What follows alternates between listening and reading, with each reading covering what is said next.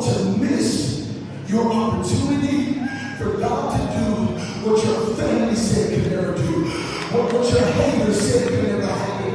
But you have to let go of how you think it should happen. Sweetheart, I know you wrote it out.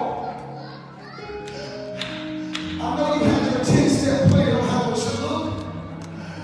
But God's way isn't just